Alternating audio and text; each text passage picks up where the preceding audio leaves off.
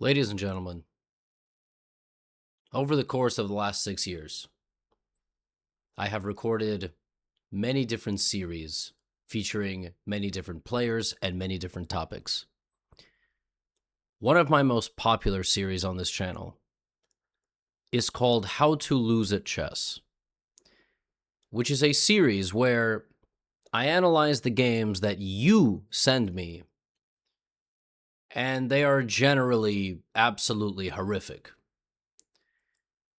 But today, I myself am a guest in the How to Lose at Chess series. Today, you can finally laugh at me and my pain and my humiliation and my embarrassment. I recently played a game that was so terrible, I simply had no choice but to share it with all of you. So sit back, relax, and welcome to How to Lose at Chess Gotham Edition. Here we go. I was playing somebody born in the year 2013. His name is Victor. That's just going to make things worse. This is a talented kid, maybe 12 or 13 years old, and he opened the game with knight f3. Now, I responded with g6, very flexible move, modern defense, bishop g7, and my opponent played g3, followed by bishop g2, and I went for d6, kind of looking to play this move e5 maybe, and that's why he responded with d4 straight away. But I had no intentions of doing that. Instead, I opted for this system. Now, this is a very tricky system. You don't develop your knight, you see that your opponent put a bishop on g2, and you would like to play bishop h3 very quickly and trade that bishop, so the long-range piece for white cannot participate in the game. People do different things here. Another idea behind playing bishop h3 is that you suppress the h2 pawn, and then you can play h5, h4, and before you even castle, you can launch an attack. White castled, you didn't, so you just begin an attack. And my opponent kind of overreacted here. He played h4, which stops me from ever moving my pawn forward, but now I can sort of just proceed with a normal game, and he can't bring his pawn back, so it's a big overreaction that I could just kind of pretend like, now I can just do anything. But I'm committed to the plan, so I played h6, and then I played bishop h3, and my idea was I'm still going to play g5, even though I'm still going to try to attack that side of the board. It's a blitz game. You try to create some attacking chances against your opponent because it leads to much easier play. Okay, so far cannot really complain too much. The opponent played knight c3, and in fact, I played this move g5. Now, taking this pawn twice for white would be very dangerous. The reason is after something like pawn takes, already we can see black has an advantage just from opening up this file. Now, if my opponent took with the bishop, they would lose immediately because I would take, and my queen would come to h3, and this would be mate. If they took with the knight, I would play takes, and then I would probably kick the knight out with f6, and now white is very close to losing again, but they are just in time to play rook h1, and shockingly, despite me being up a full knight, there is sufficient counterplay against my king. I don't know who would voluntarily enter such a position. I think you would have to stumble into it completely by mistake. And so, I played g5, but my opponent, a sophisticated young man, attacked my bishop, we traded, and I just continued with knight c6. I'm still ready to give away this pawn at a moment's notice, and he is ready not to take it. He understands he doesn't want to get checkmated. Now, this game is going to get incredibly stupid, because as you know, how to win a chess game, how to lose at chess games are generally stupid at some moment. Now, he plays d5, which is a very reasonable move. I can play g4 now, I can launch a counterattack. Danger levels that I always say, you can ignore a threat on your piece if you can create one equal or exceeding in value. g4 would be reasonable. Knight e5 is also a reasonable move. I figured I was removing a defender of the king. My opponent played knight takes, and I played bishop takes, and I have to tell you, I was pretty happy with this position. Why? Well, I'm going to move my queen in long castle. I'm going to play knight f6, and, we're going to have opposite side castling, but I'm ready. I'm right there. I'm ready to open up that side of the board. I thought I had already climbed, well back into this game, and my opponent's next move was not a good one. He took on g5, And to fight against my queen and my rook, he played rook h1. And at this point, I realized there is an opportunity for me here to transform the game. And it's very counterintuitive. You would think I can just move my queen and then take this and castle. Sure, but I was worried that if I played here, there would always be a check waiting for me on the other side of the board, or maybe the knight could even go to b5 and attack me. So there's a very counterintuitive move here. Like, folks, don't get it twisted. When you submit a game to How to Lose a Chess, it is truly catastrophic. When I submit a game to How to Lose a Chess, it's truly catastrophic, but there are a couple of things that you can learn. And there's a very counterintuitive move here, which is bishop takes knight. Normally, you would never play such a move. Just like voluntarily give away a powerful bishop in the middle of the board. Bishop for knight is almost always better for the bishop, right? But in this particular case, I would be leaving my opponent with doubled c-pawns, very weak, and then like this whole cluster in general would be weak, and my opponent wouldn't have a target in the middle. They wouldn't be able to attack anything, so I could just take, play knight f6, and castle very quickly. So in no particular order, you can play rook h1 in here. I started by taking this. My opponent did this, and now rook h1 and queen h1. I had calculated this far, but now I needed to move my queen out and then castle. And I don't want to go queen d7, that's very passive. It allows the opponent to get a little bit too close. So it's like, do I play queen f5 or queen g4? I chose wrong, but only by a little bit. I went queen g4, because this move attacks this, and I thought it was very strong.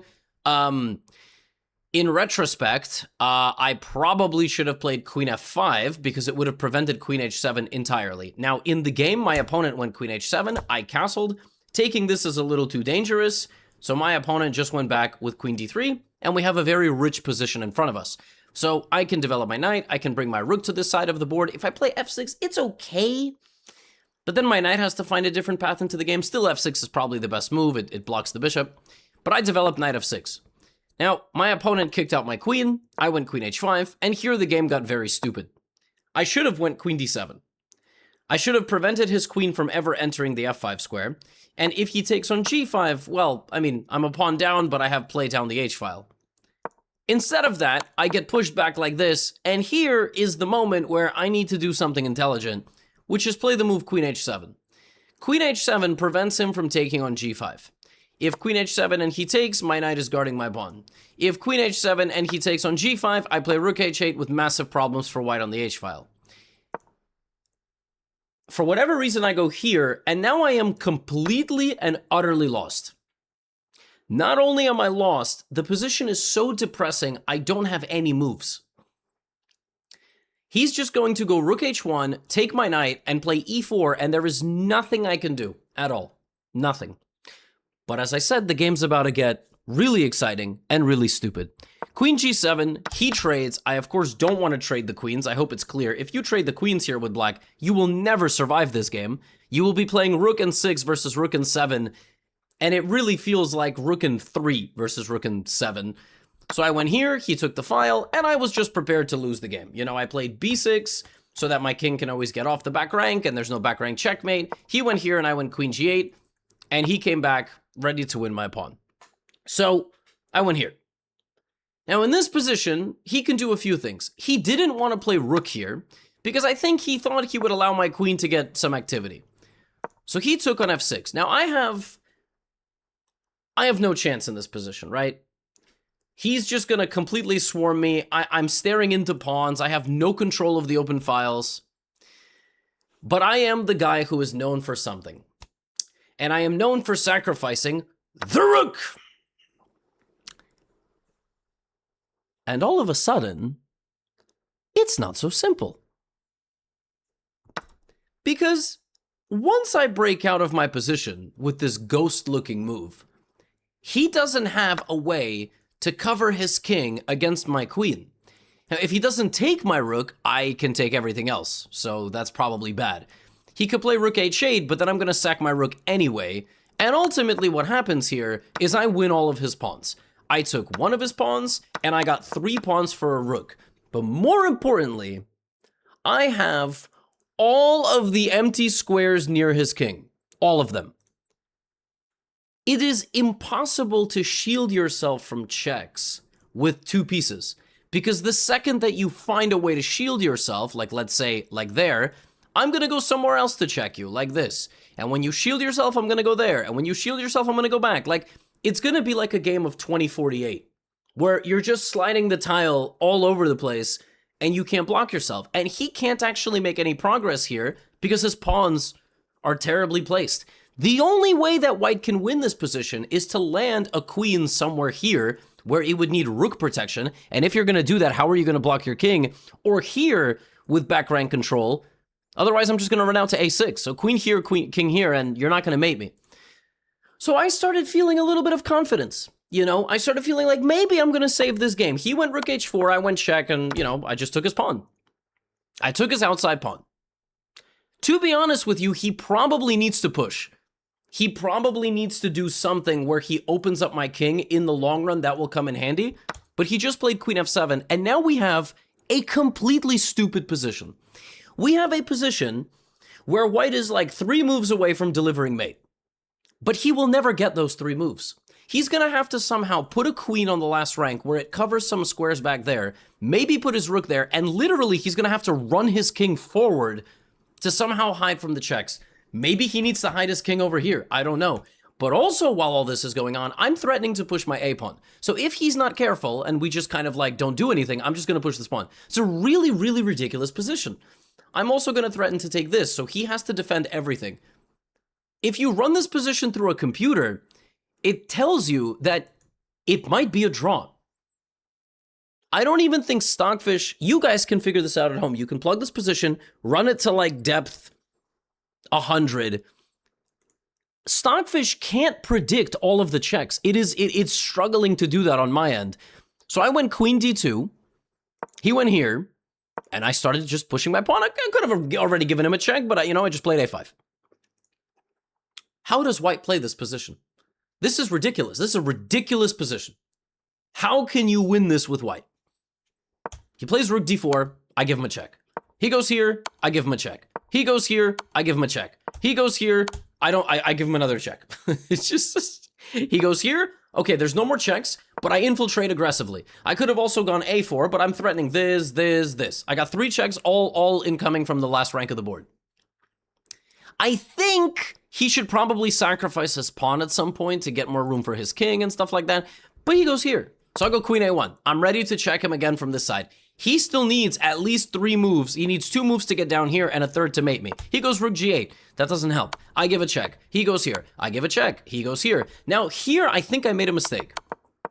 I think around here, the way that I played this was wrong. And I believe if he went to d4, he was winning.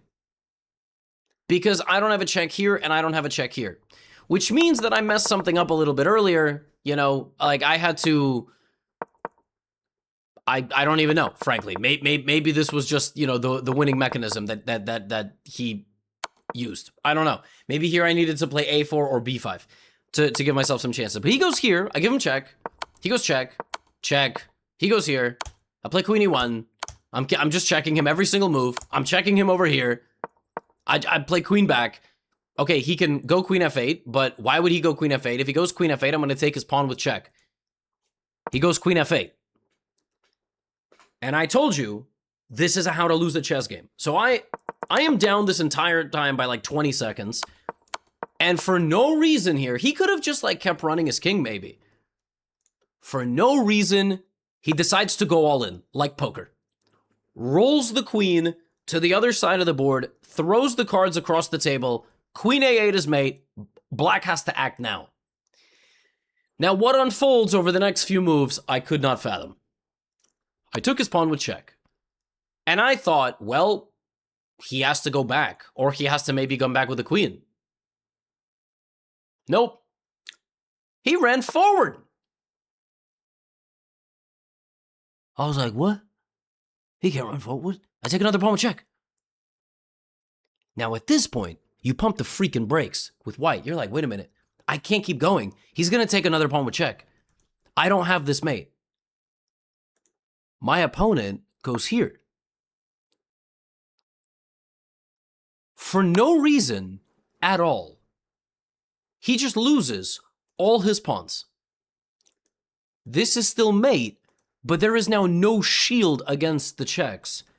And on top of that, any endgame now, 4 connected pawns, like, I'm playing for a win. I'm not even playing for a draw. 3 pawns versus a rook can stop. But 4 pawns, I'm not so sure. It's like much harder. You gotta realize you can only push 1 at a time. He goes king g6, I give him a check, and right away I identify that, okay, maybe I can make a draw, but why would we do that? Let's trade the queens. And we should win this. I think he thought he can just quickly play like this and win my pawn somehow. But I went a4, and I'm 3 squares away from making a queen. He has to come back and stop me. He goes here. If I push too quickly, he will come back and stop me. So I go king c6. And now I'm like, what just happened? 15 moves ago, I was down a full rook, and I was just getting mated. And now a little bit later, I have won all his pawns and I'm winning the game. And I nearly have more time than him. How to lose at chess, 2800, 2900 level. So he goes here, I go here. He runs back. I'm like, what is he doing? Now I'm using my king to shoulder his king away. I'm not letting his king zigzag in. And if he keeps going back with moves like king f4, well, then I'm just going to push all my pawns. And by the time my pawns get too far, his rook is going to have to choose who it goes to stop. So he goes king f4. For the record, I can continue doing this, but I decide to join my pawns together. My pawns need to walk at the same time. King e3, c5. Now, according to the engine, this is still a draw, which is kind of incredible. But it's not very obvious why. I'm going to go b4 and a3. All my pawns are going to defend each other. The rook is going to have to defend from there. I'm going to come in with my king. Essentially, what this is going to come down to is, with perfect play, you're going to get a position where, honestly, I don't even know how this is a draw. Like, I honestly can't even tell you. Like, I guess he would go rook f5, I would go king c6, he would have an active king, and we would be somewhere like this where I can no longer make any progress, but neither can he. I would just move my king around. And, basically, if he got a little bit too greedy, like he tried to come forward, then he would lose, because I would go a2, b3, b2. So, he needs to make sure he's always stopping me. He went rook c8, which is not a good move, and I went a3. And here he made the losing move, but it's a very difficult position. His king needs to be active.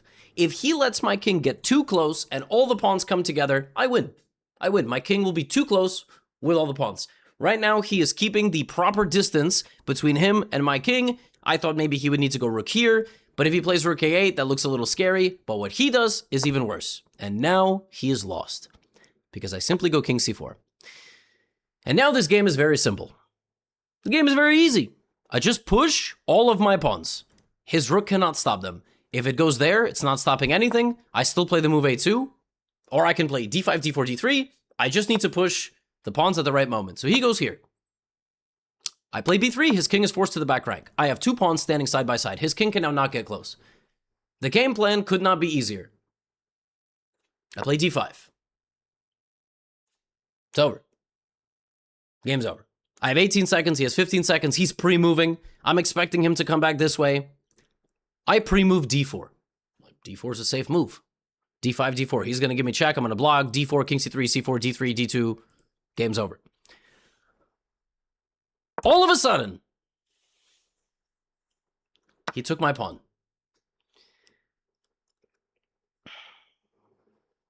Why did I pre-move d4?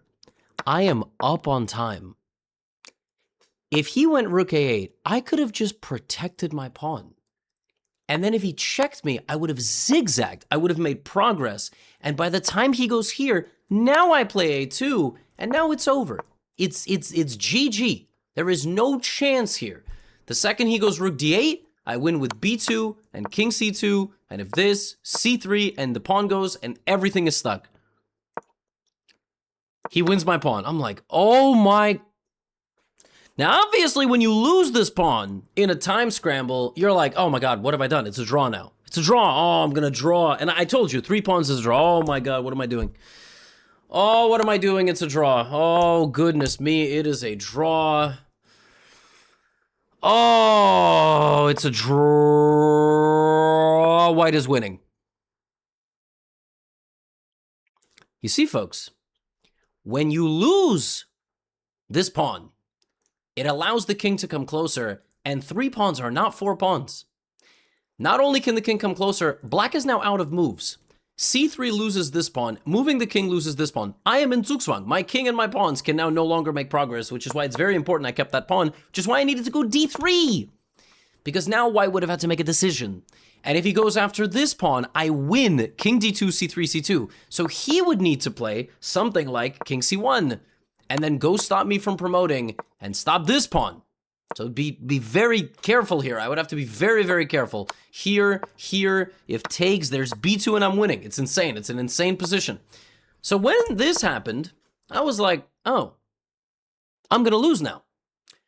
But I'm going to flag him. He has 9 seconds with no bonus time. I'm going to go here. He's going to take my pawn. I'm going to push. He's going to take this pawn.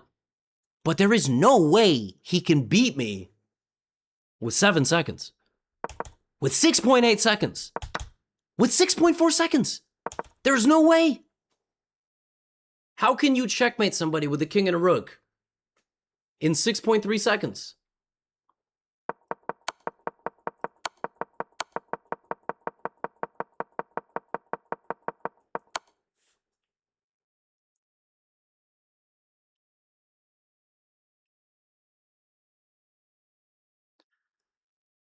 Like that.